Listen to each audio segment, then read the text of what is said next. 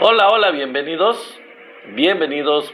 a esta su comunidad de Somos la 4T Noticias. ¿Cómo están? Buenas tardes, son las 6:30 de este día, martes 28 de enero del 2025. Qué bueno que están por aquí, les damos la más cordial bienvenida, un abrazo donde quiera que nos estén viendo y escuchando. Pues acompáñenos para ver esta información que les traemos el día de hoy, relacionada con varios aspectos de los cuales les voy a ir comentando más adelante. Es información interesante la que vamos a estar tocando el día de hoy, definitivamente. Y mientras tanto les vamos a ir saludando y agradeciendo que estén aquí. Carlos Cerrillo, saludos amigo, saludos, buenas tardes. Benja, saludos, buenas tardes, saludos, gracias, qué bueno que estás aquí, bienvenido. BD, qué bueno que te uniste.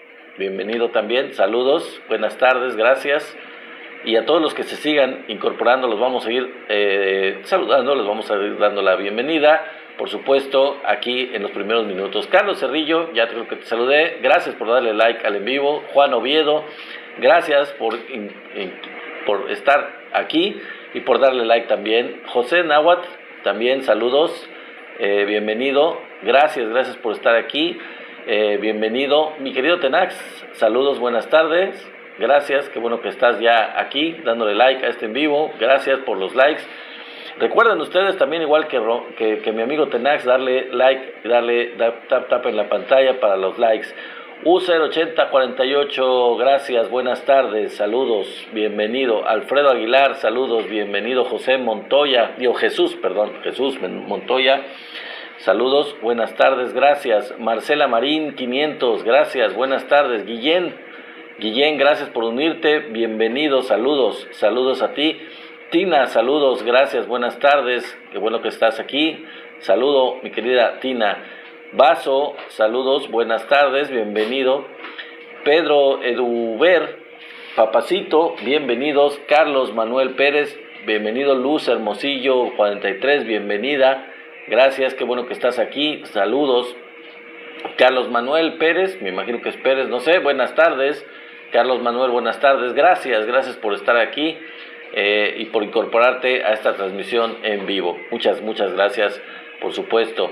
Almodóvar, 230660, Almodóvar, saludos, buenas tardes. Gil Gribaco, Jorge, saludos. Paulita, saludos, buenas tardes. Gracias a todos ustedes que se están incorporando, gracias por estar aquí, bienvenidos, qué bueno tenerlos en esta transmisión en vivo. Vamos a ver, ojalá se sigan incorporando, a todos los que sigan entrando, pues les vamos a ir saludando, vamos a irles dando la bienvenida, desde luego, y como siempre agradeciendo a los que están aquí. Roosevelt, saludos Roosevelt. Jomaes 66, saludos, bienvenido. O bienvenida, no sé. M. García, saludos, bienvenida. O bienvenido igual. Luis Félix, saludos, amigo. Isabel, saludos, buenas tardes, gracias. Antonio Valdés, bienvenido, saludos, gracias, buenas tardes. Sofía, mi querida amiga Sofía Noriega, es un gusto tenerte por aquí como siempre. Muchas gracias, mi querida Sofía, qué bueno que ya estás incluida aquí como siempre en la transmisión en vivo y muy activa como siempre en el chat. Javier, saludos, buenas tardes. Carmelita, saludos, buenas tardes. José González, saludos. JS, saludos. Leoncio Plata, saludos, gracias, buenas tardes. Octavio Antonio, saludos, buenas tardes. Sí, yo también, mi querida Sofía, tuve mucho trabajo ayer, por eso no hicimos la transmisión. Quizás pensaste que sí, pero pues no te lo perdiste porque no hicimos transmisión ayer desafortunadamente no pudimos hacer la transmisión. Pepe, saludos, buenas tardes, saludos, mi querido amigo Pepe. Rigoberto Spin, saludos. Luis Obando, 240, bienvenido. Saludos amigos. Bienvenidos, saludos, buenas tardes. 2002, bienvenido, saludos. Ernesto Zárate, saludos, gracias por estar aquí. Mario Neria, buenas tardes también. User CBW 962, saludos User, buenas tardes a todos ustedes que están incorporándose, qué bueno que están aquí, gracias por unirse, gracias por sus likes y por estar aquí pendientes. JS, ya no vi lo que decía. Mario Neria, Mario Neria, gracias. User87, creo que ya te saludé. Saludos. Benjamín Ruiz, saludos. Alberto Chaires, saludos, gracias. Maggie 1439, gracias por estar aquí, mantente aquí presente. Te hicieron la broma, mi querida Sofía. Gracias, Tenax, por el regalito. Gracias, mi querido amigo. Gracias, como siempre, te agradezco mucho tu regalo. Muchas gracias por ser parte de este equipo, por supuesto. Gracias por el regalo. Bueno, Margarita de Cons, Lucerito Crise, gracias por estar aquí, Lucerito, por incorporarte. Buenas tardes, Francisco, buenas tardes. Gracias por los regalos, mi querido Tenax. Digo, ya estás muy activo aquí como siempre en esta situación. Gracias. Ya hemos logrado el 50% del objetivo. Ahí la llevamos, y eso que apenas estamos iniciando. Lo superaremos fácilmente, mis queridos amigos. Gracias, Berta Sánchez, bienvenida. Gracias, Manuel Jiménez. Bueno, vamos a irle dando vuelo a la hilacha, porque pues tenemos temas de plática en este día, de análisis, por supuesto. Vamos a comentarles qué es lo que vamos a estar tratando. Por un lado, evidentemente, así como lo vieron en el título de este en vivo, está la primera derrota de Donald Trump. ¿Por qué digo que primera derrota? Bueno, ya lo van a ver. Ustedes juzgarán lo que les voy a comentar, lo que pasó con Donald Trump y el gobierno de Colombia.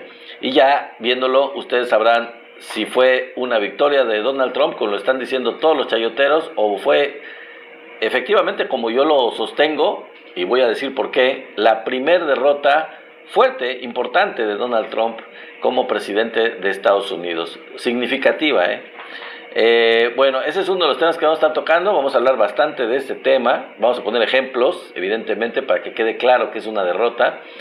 Vamos a mencionar el tema también de que hubo otra captura de narcos en Estados Unidos, aunque, como sabemos, pues no les dicen narcos allá. Allá se llaman diferente. Es extraño, narcos cuando son de Latinoamérica, pero cuando son de Estados Unidos, pues no son narcos. En fin, detuvieron a otro grupo de este tipo de gente dedicada a estos ilícitos, supuestamente, porque a mí me quedaron dudas. Vamos a hablar un poco de ese tema. Vamos a hablar también de que se confirmó la derrota. Ya lo habíamos hablado la semana pasada, estuvimos hablando del tema de este intento necio de Norma Piña de bombardear la elección de jueces, magistrados y ministros que se va a llevar a cabo este año en junio.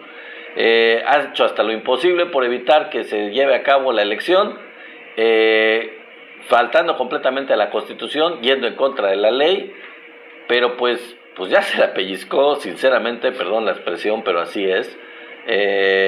Ya valió queso, mi querida Norma Piña, y bueno, se confirma su derrota. Ya van a ver por qué. Se los voy a mencionar. Es uno de los temas que vamos a estar platicando. ¿Por qué concluimos, y ya hoy es definitivo, la derrota de Norma Piña? No sé qué va a hacer la oposición, pero ya el tema de la elección de jueces, magistrados y ministros ya está procesado y se va a llevar a cabo. Hagan lo que hagan, ya no pudieron bombardearla, no pudieron boicotearla, no pudieron evitar que se lleve a cabo, y vamos a platicar de ese tema también. Bueno, y finalmente, y no menos importante, yo creo que sí vale la pena, les voy a leer la carta que le hizo el presidente de Colombia. Con ese tema vamos a empezar. La carta que le escribió el presidente Petro de Colombia a Donald Trump. Es una carta que la verdad es dura, contundente, firme, con una gran dignidad, con de verdad una lección, una cachetada terrible de lección de historia, lección de humanismo. Bueno, ¿para qué les adelanto más? Ustedes lo van a juzgar, ustedes van a escuchar lo que le escribió el presidente Petro a Donald Trump. Y bueno, pues ya dirán si estoy exagerando o si realmente fue un balde de agua fría para Donald Trump, una lección de humanidad, una lección de muchas cosas. Y bueno, y parte de esto es lo que vamos a ver al principio de este en vivo, de por qué digo yo que fue la primera derrota de Donald Trump. Bueno, esos son los temas que vamos a estar tocando, mis queridos amigos, y pues vamos a empezar con los mismos. Se habla de toda la derecha, evidentemente toda la derecha de México y de Estados Unidos también, en esta situación que ocurrió entre el presidente Petro de Colombia y Donald Trump. La publicitan, la están mencionando, la están manejando como una derrota del presidente de Colombia y una gran victoria de Donald Trump. Con lo que les voy a explicar de cómo se dieron los acontecimientos y finalmente cuál fue el resultado de estos acontecimientos, pues queda muy claro para mí, y espero que para ustedes también, queda evidentemente claro que quién fue quien ganó, quién fue realmente el que ganó en este encuentro, en esta polémica, en esta diferencia entre los gobiernos de Colombia y de Estados Unidos. En fin, vamos a analizar este tema. ¿Qué fue lo que pasó? Bueno, el domingo pasado hubo un intento del gobierno de Estados Unidos de enviar a Colombia de regreso a personas colombianos, de nacionalidad colombiana, que estaban ilegalmente en Estados Unidos, en un avión del ejército de Estados Unidos. Y bueno, cuando el presidente de Colombia se enteró de ello y vio imágenes y le dieron la información de que este grupo de connacionales, de colombianos, que iba a ser devuelto a Colombia, pues venían o iban en ese avión, iban encadenados de los pies y de las manos, iban a ser deportados como delincuentes pues graves, o sea, que habían cometido algún delito muy grave, o sea, así se supondría, y simplemente eran personas, colombianos, mujeres, hombres, niños, que estaban encadenados y que no tenían, en lo más mínimo, antecedentes penales ni nada por el estilo, como suele ocurrir con los deportados que Estados Unidos está mandando a México, a Guatemala, a Salvador y bueno, en este caso a Colombia. Entonces, en una muestra de verdad muy, muy valiosa de dignidad, de patriotismo y de humanismo, que eso lo van a ver en la carta que escribió Petro, Colombia no quiso recibir a sus deportados nacionales, con nacionales colombianos, encadenados. Se negó a recibirlos. Entonces el avión pues tuvo que regresar a Estados Unidos, no le dieron permiso de aterrizar en territorio colombiano, y quiero explicar una cosa. No fue una cuestión de que el presidente Petro se negara a recibirlos, porque el negarse a recibir a connacionales expatriados o de otro país, que están de manera ilegal en otro país, en este caso Estados Unidos, pues el presidente de Colombia pues no podría hacerlo de manera legal. Él no podría realmente negarse a recibir a connacionales, a colombianos desde otro país. Eso no es lo que ocurrió. No fue que él, quiero que aclararlo, porque existe esa confusión. Él nunca especificó que se negaba a recibirlos. Él lo que dijo es que no quería recibirlos tal y como los estaban enviando en cadena a estos deportados de su país. Entonces, simplemente lo que él hizo fue exigir que se les enviara, que no se les enviara como delincuentes, en este caso, en una situación grave en contra de los derechos humanos, en contra de las cuestiones más básicas de respeto a los derechos humanos de las personas migrantes. Los estaban mandando faltando a sus derechos más elementales. Entonces el presidente de Colombia dijo no, o sea, yo los recibo, pero no pueden llegar, no pueden venir de esa forma, ¿no? Esa es mi negativa, mi renuencia, es que vengan deportados, encadenados tal y como venían. En respuesta a esto, Estados Unidos, el presidente Trump, amenazó con ponerle a Colombia el 25% de aranceles a los productos colombianos, que luego dijo que va a subirse, ese arancel se va a elevar a 50% de los aranceles de cualquier producto colombiano, de todos los productos colombianos. Colombia, el presidente de Colombia ofreció enviar un avión del gobierno, del ejército, del gobierno colombiano, para recoger a sus connacionales y transportarlos hasta Colombia con un trato digno, es decir, como connacionales colombianos y obviamente evitar que estuvieran encadenados, esposados, etcétera, ¿no? Como si fueran criminales, que no lo son, que no lo eran, definitivamente. Entonces el gobierno colombiano ofreció mandar un avión para poderlos transportar y ya. Al final, ¿qué fue lo que ocurrió? Bueno, ante este ofrecimiento del presidente de Colombia, Estados Unidos, y que quede claro, Estados Unidos retiró su amenaza de imponer los aranceles con los que había amenazado Donald Trump. Entonces, ¿quién ganó? ¿Quién perdió? ¿Qué fue lo que ofreció Petro y qué fue lo que ofreció Trump? Trump ofreció o amenazó con poner aranceles al gobierno de Colombia.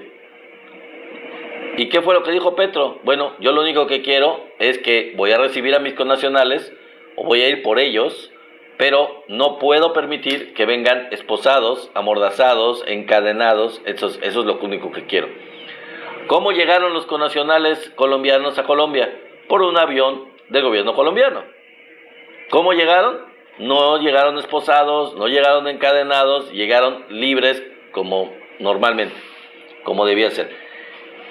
¿El presidente Petro se negó a recibirlos? No se negó a recibirlos. ¿El presidente Petro insistió en que se quedaran en Estados Unidos? No es cierto, nunca dijo eso.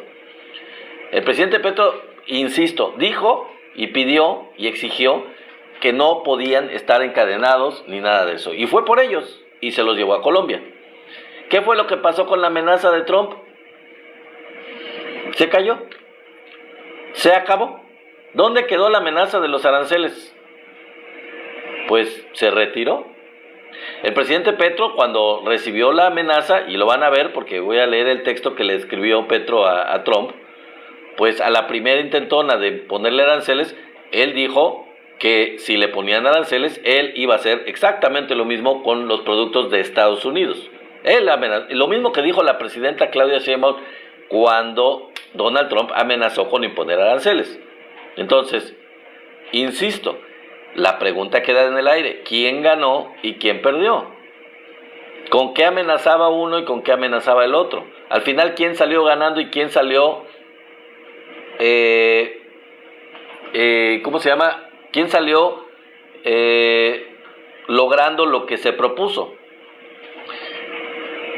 Trump no logró lo que se propuso. Trump lo que quería era imponerle aranceles y amenazar a Colombia con eso y mandar a los colombianos encadenados y esposados. ¿Lo logró? No lo hizo así. Los tuvo que dejar salir en un avión de Colombia, no de la manera como los tenía. ¿Logró imponer los aranceles a Colombia con la amenaza? No lo hizo, lo retiró. Entonces, es muy claro, Colombia ganó. Y ¿cómo fue esto? Trump lo decidió, no lo creo. Yo creo que alguien del gobierno de Estados Unidos habló con Trump, seguramente, y le ha de haber dicho: ¿saben qué? No hagamos eso porque pues nos va a afectar. No tiene sentido poner esos aranceles, y ahorita vamos a hablar un poco de este tema, ¿no? Entonces alguien debe haber convencido a Trump de que no pusiera esos aranceles a Colombia y lo retiró. Ya no se hizo. Entonces, ¿cuál es la ventaja de Colombia desde el punto de vista del comercio bilateral entre Colombia y Estados Unidos? Digo yo, comparando con México. Bueno, la ventaja, entre comillas, de Colombia es que ese país no tiene una alta dependencia en el comercio con Estados Unidos. Digamos que el 30% de la, que no es poca cosa, el 30% de lo que Colombia exporta se lo exporta a Estados Unidos. Pero es mucho menos, eso es mucho menos que lo que le exporta México a Estados Unidos. Entonces, pues es un efecto menor el hecho de que le hubieran podido poner aranceles a los productos que entraran de Colombia a Estados Unidos.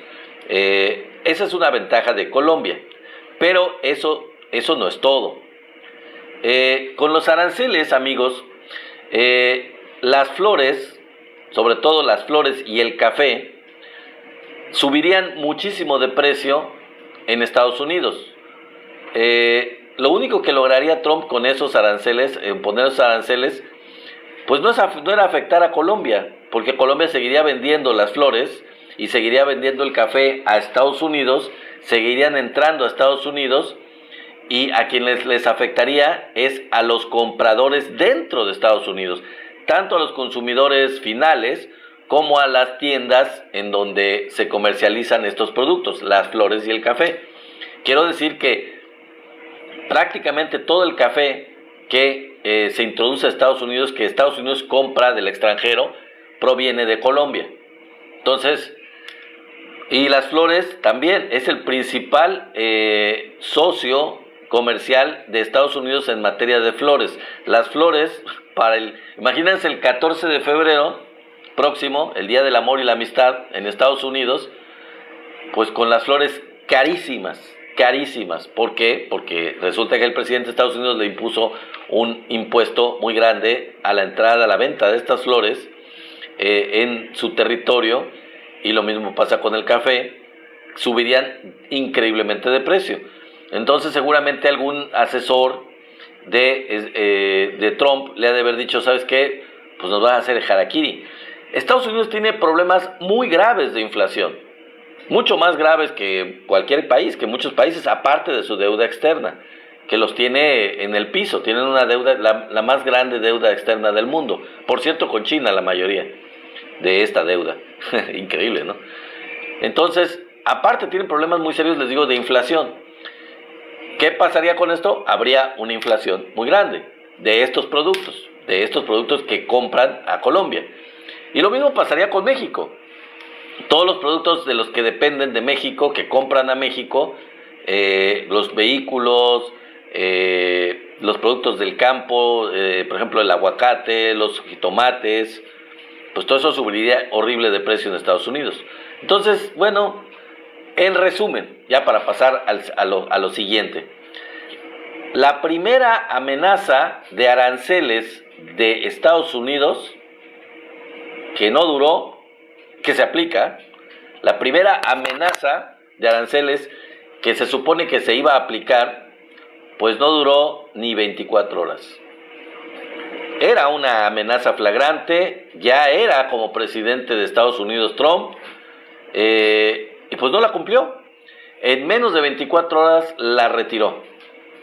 Pues así es, Trump de boca floja, y esto como que deja una lección tanto a México como a otros países a los cuales Donald Trump está amenazando, de que vayan midiéndole el agua a los camotes, que vayan midiendo todas estas amenazas, de qué tan factibles son, porque le pega durísimo este tipo de cuestiones de aranceles, le pega mucho al consumidor en Estados Unidos, más que a los países a los que se pretende afectar.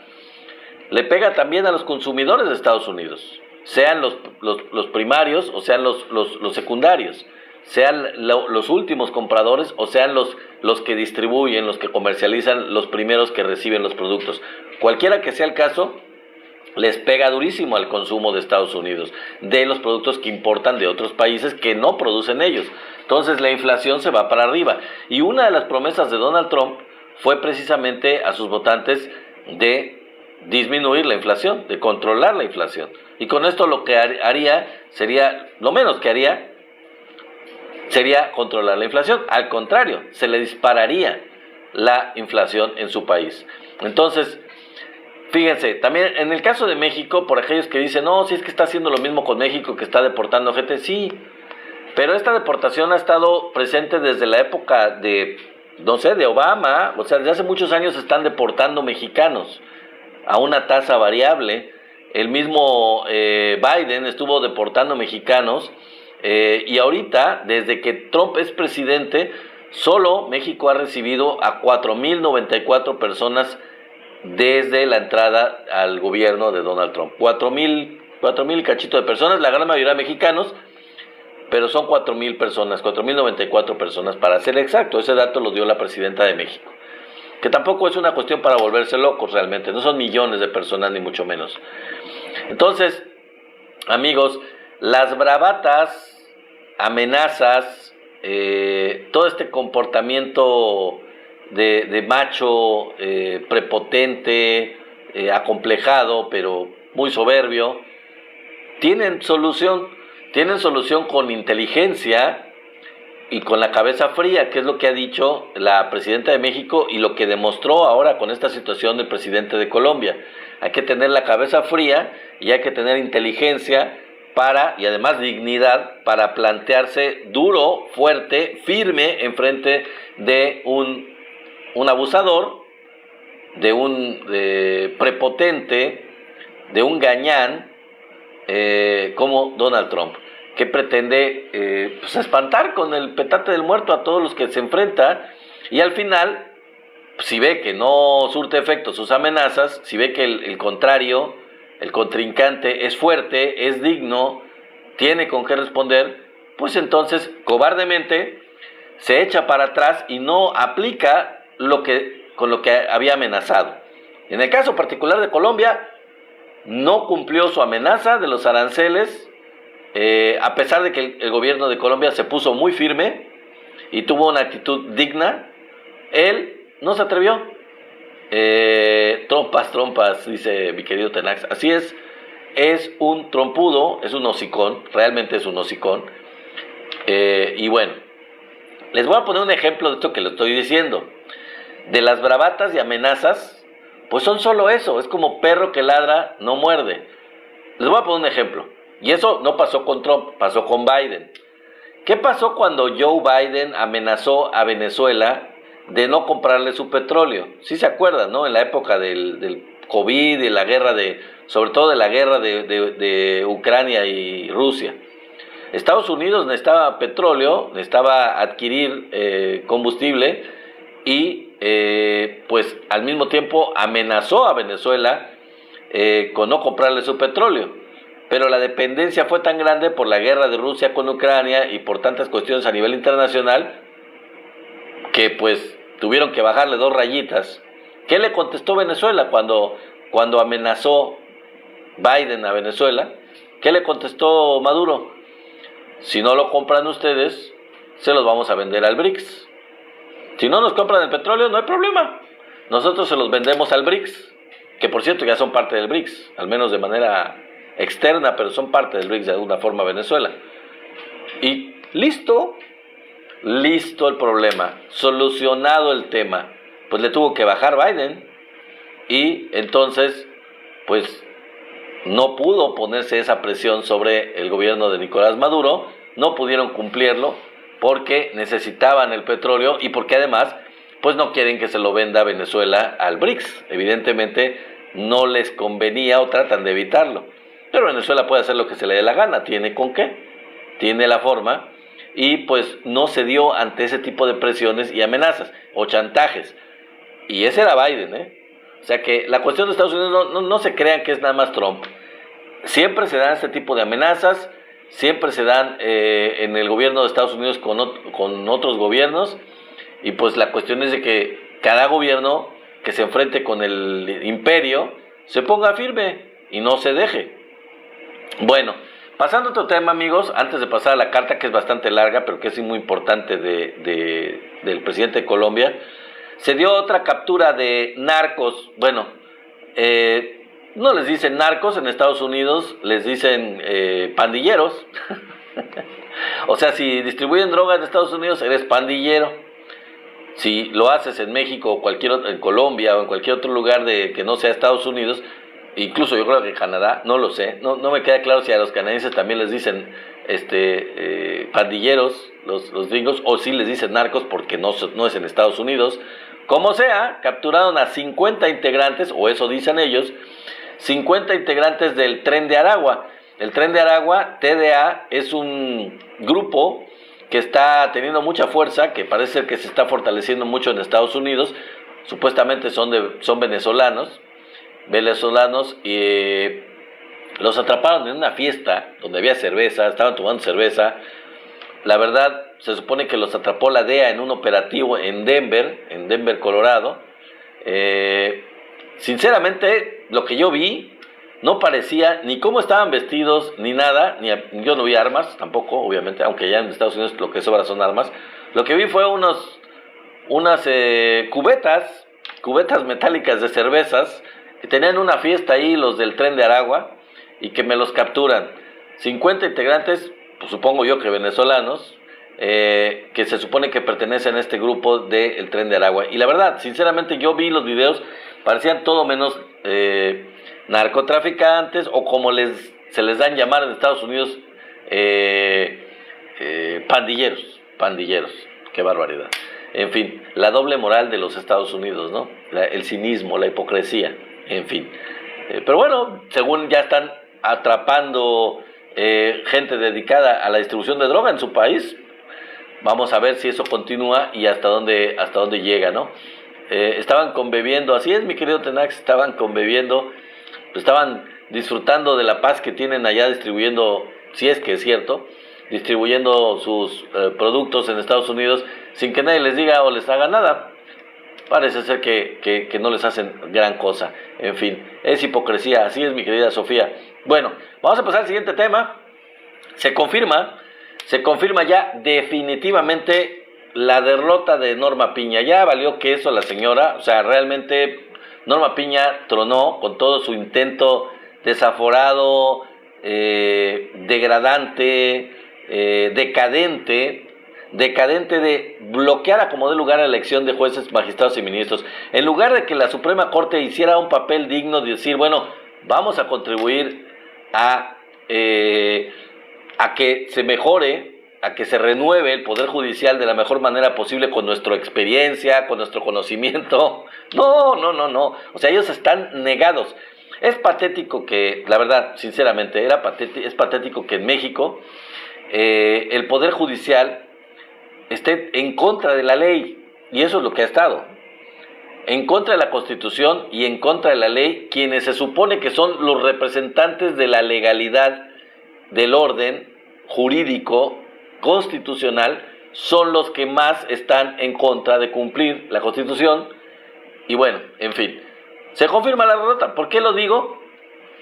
Dice, se les llegó la hora a la mafia. Así es, a la mafia, pero decía, ¿es la 4T? No, pues no sé de qué hablas, ¿no? Medardo, pues con ese nombrecito, en fin. No, se le llegó la hora a Norma Piña y a su grupo. En fin, ¿por qué lo digo? El Tribunal Electoral del Poder Judicial de la Federación decidió que el Senado será quien haga una selección al azar de los aspirantes al Poder Judicial. Como el comité que iba a seleccionar de los 3,000 aspirantes que estaban inscritos para que en el Poder Judicial se les seleccionara a los que van a quedar en las boletas, pues este comité pues ya se quedó sin chamba, mano. Ya se quedó sin chamba porque como no quisieron dar permiso los del Poder Judicial para que eso se hiciera, dijeron que no y que no se iba a hacer, queriendo dejar fuera a estas 3,000 personas que eran aspirantes. Pues este comité se quedó sin chamba y entonces el Tribunal Electoral, que es quien tiene la autoridad para este tipo de cuestiones electorales, le dio la nota, la orden o la directriz o como quieran llamarle al Senado de la República para que se encarguen ellos. Así como el Senado tiene un comité que se va a encargar de la selección de los aspirantes en el Congreso de la Unión y el Poder Ejecutivo tiene un comité que se encarga en el Poder Ejecutivo, bueno, el Senado va a hacer lo propio con los 3,000 aspirantes que eran del Poder Judicial. Nada más que ahí, como ya no hay tiempo para hacer ese tipo de proceso, lo que van a hacer es una selección al azar de los 3,000 aspirantes. Una tómbola, digamos. Pero de que se va a hacer y no se van a quedar fuera estas personas que ya se inscribieron, que hicieron todo lo procedente, que cumplieron los requisitos de la primera selección. Todos los primeros requisitos de la primera selección ya cumplieron con ese proceso. Entonces tienen derechos. Se deben de respetar sus derechos de participar en algo que está en la Constitución. No puede salirse con la suya este Poder Judicial corrupto, asquerosamente corrupto, y que se está negado de cumplir la legalidad y la Constitución. Es increíble. Entonces el proceso sigue y vamos a ver las consecuencias penales. Eso también todavía está pendiente, ¿eh? El proceso sigue, se va a llevar la elección, nada más que el Senado se va a encargar de esta tómbola, esta selección al azar de los aspirantes que hicieron su proceso en el Poder Judicial. Ellos se van a encargar. Entonces digo, los jueces, particularmente estos jueces de Michoacán y de Jalisco, pues que estén pendientes porque el proceso sigue, pero va a haber consecuencias penales para ellos. Seguramente ya están las denuncias ante la Fiscalía General de la República, ya están los casos armados, porque estuvieron en contra completamente de la ley, de la Constitución, de lo que está establecido. Trataron de ir, de obstaculizar algo que no tenían competencia y pues tendrán consecuencias penales, seguramente. Intentaron invadir la competencia del Tribunal Electoral del Poder Judicial de la Federación. Bueno, amigos, antes de que se me acabe, porque esto sí vale mucho la pena, ojo, fíjense nada más la carta que le escribió el presidente Petro a Donald Trump. Y ahí les va, ahí se las voy a pasar. Dice el presidente Petro: Trump, a mí no me gusta mucho viajar a los Estados Unidos. Es un poco aburridor, pero confieso que hay cosas meritorias. Me gusta ir a los barrios negros de Washington. Allí vi una lucha entera en la capital, en los Estados Unidos, entre negros y latinos, con barricadas, que me pareció una pendejada, porque deberían unirse. Sí, exacto. Deberían unirse, le pareció una pendejada. Así lo dijo, así lo estoy leyendo tal cual lo publicó el presidente Petro en X, esta carta, ¿no? Dice el presidente Petro: confieso que me gusta Walt Whitman y Paul Simon y Noam Chomsky y Miller. Confieso que Sacco y Vanzetti, que tienen mi sangre, en la historia de los Estados Unidos son memorables, y les sigo. Los asesinaron por líderes obreros con la silla eléctrica. Los fascistas que están dentro de Estados Unidos como dentro de mi país. Espérense que todavía estamos comenzando esta carta, es larga, pero ahí está poniéndole, calentando el terreno con todo lo que le va a decir el presidente Petro a Donald Trump. Y continúa el presidente Petro: no me gusta su petróleo. Trump va a acabar con la especie humana por la codicia. Quizás algún día, junto a un trago de whisky que acepto, a pesar de mi gastritis, podamos hablar francamente de esto, pero es difícil, porque usted me considera una raza inferior, y no lo soy, ni ningún colombiano.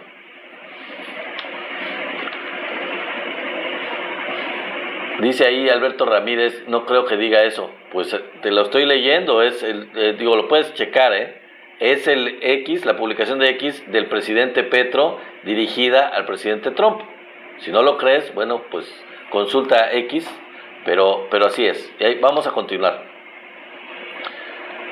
Dice el presidente Petro: Así que si conoce a alguien terco, ese soy yo. Punto. Puede con su fuerza económica y su soberbia intentar dar un golpe de estado como hicieron con Allende. Pero yo muero en mi ley, resistí la tortura y lo resisto a usted.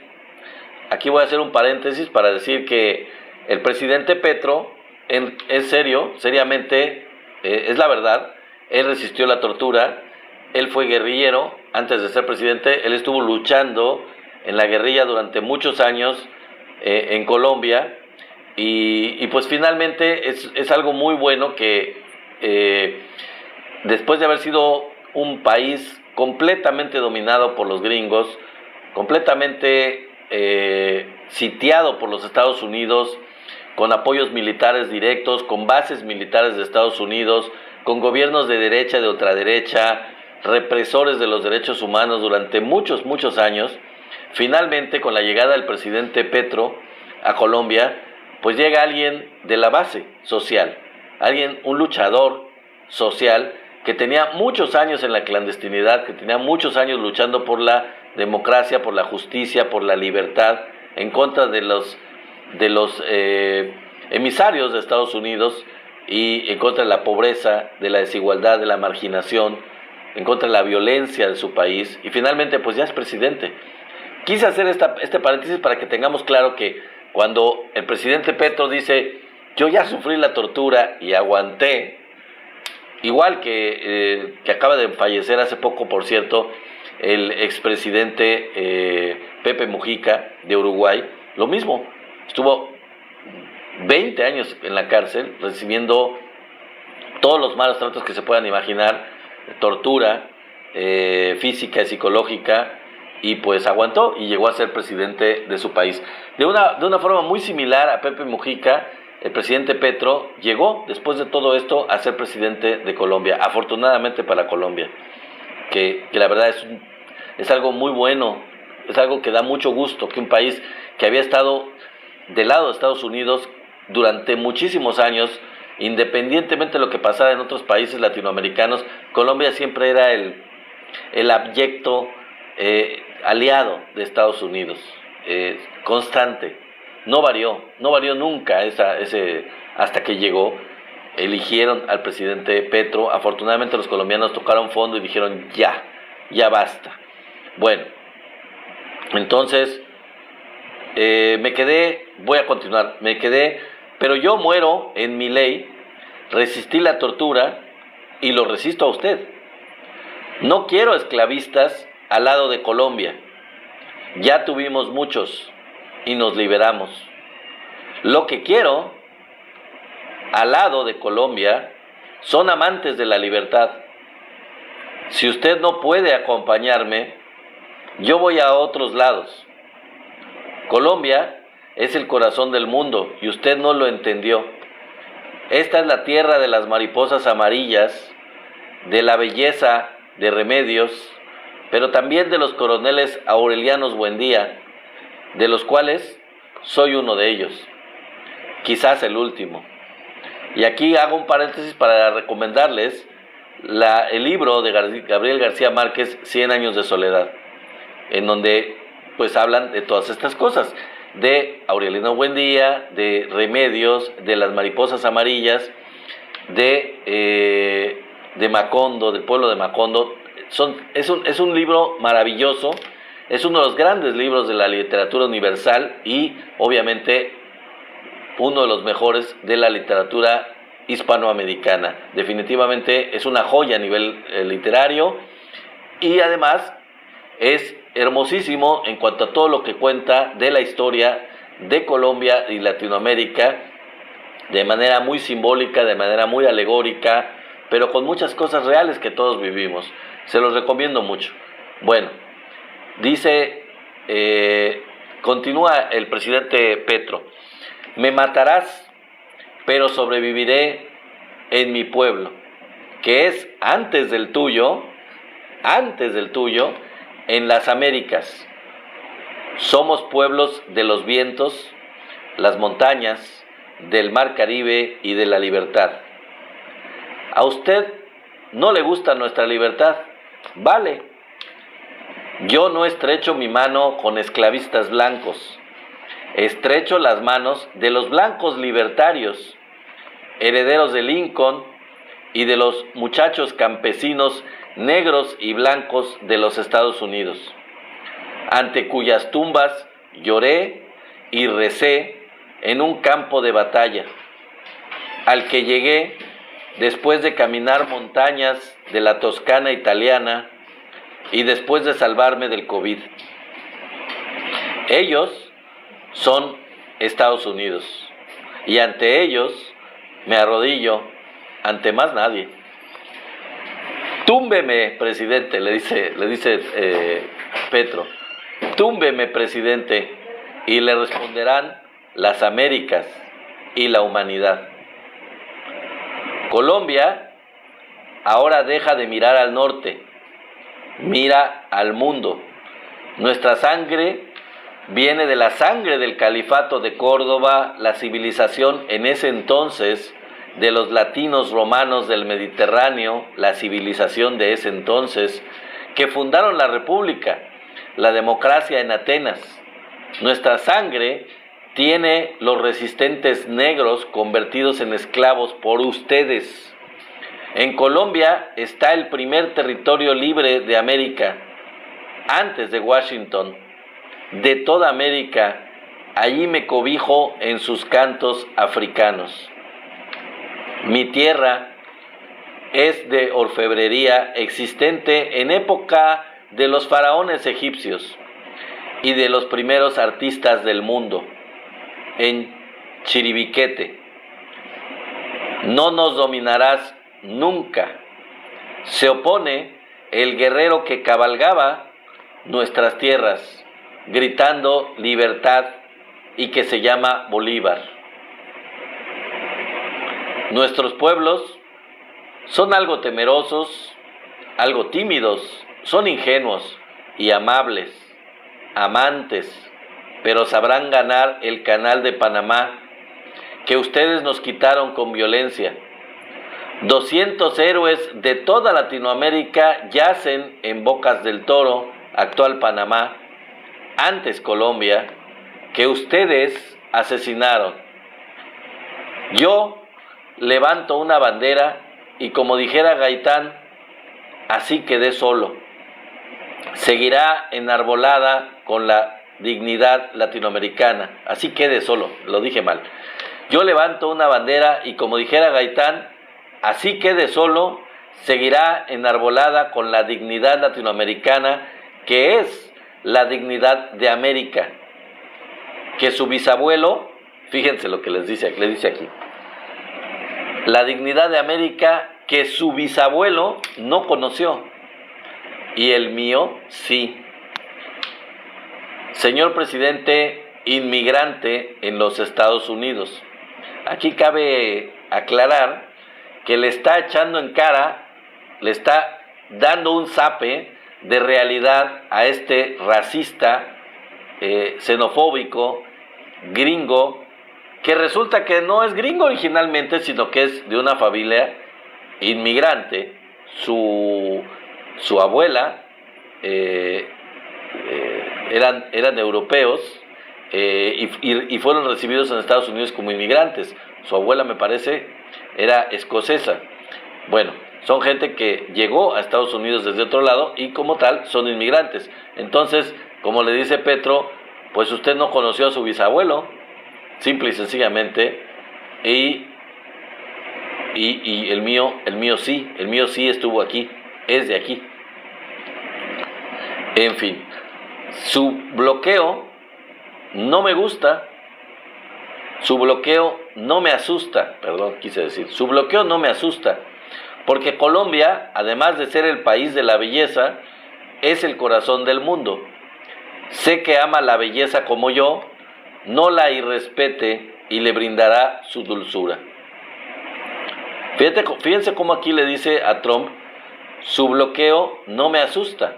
Y ahorita se los voy a recordar al final de esto. Le está diciendo en la carta, haga lo que quiera, pero no me asusta. Colombia, a partir de hoy, se abre a todo el mundo con los brazos abiertos. Somos constructores de libertad, vida y humanidad. Me informan que usted pone a nuestro fruto de trabajo humano 50% de arancel para entrar a Estados Unidos. Yo hago lo mismo. Que nuestra gente siembre maíz que se descubrió en Colombia y alimente al mundo. Bueno, aquí hay pequeñas diferencias con nosotros en cuanto a esto que dice Petro. Realmente el maíz es de toda esta zona. Aquí también podríamos decir que aquí se descubrió. En realidad todas las culturas de Mesoamérica, desde la parte central de México hasta una parte norte de Sudamérica, probablemente Colombia, pues se descubrió el maíz. El maíz es nativo de toda esta región, no es nada más de Colombia, pero bueno, en fin, es una pequeña diferencia. Pero aquí lo que le está dando a entender al final de la carta Petro a Trump es: hagas lo que se le dé la gana, a mí no me asusta su arancel del 50%, porque yo haré lo mismo.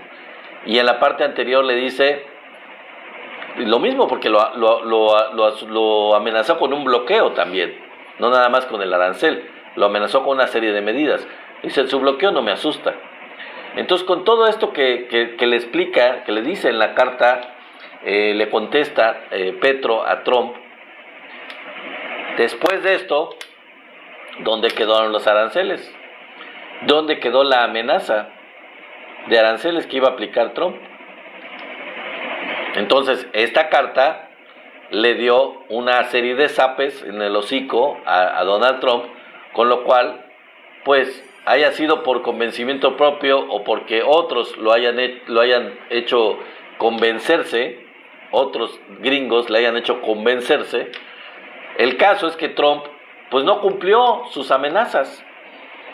Y esto es una lección muy buena para todos los países como México o como otros países del mundo, que por cierto México quizá fue inspiración de Petro también, porque la primera, ante las amenazas de imponer aranceles de Donald Trump a diversos países, la primera, gracias mi querido Tenax, ya lo logramos, la primera que le puso un alto, un estate quieto a Trump fue la presidenta Claudia Sheinbaum, cuando ante la amenaza de los aranceles le dijo: bueno, si llegamos a ese nivel y si nos ponen aranceles, pues nosotros les vamos a poner aranceles también. Entonces Petro le contestó de una manera muy elegante, muy larga, muy detallada, pero prácticamente le dijo lo mismo. Ahora, lo que yo pienso es que esta amenaza ya era, a diferencia de la de contra México, esta amenaza de los aranceles ya la hizo siendo presidente. Y la amenaza que le hizo a México y a Canadá fue, pues, como presidente electo, todavía no en funciones.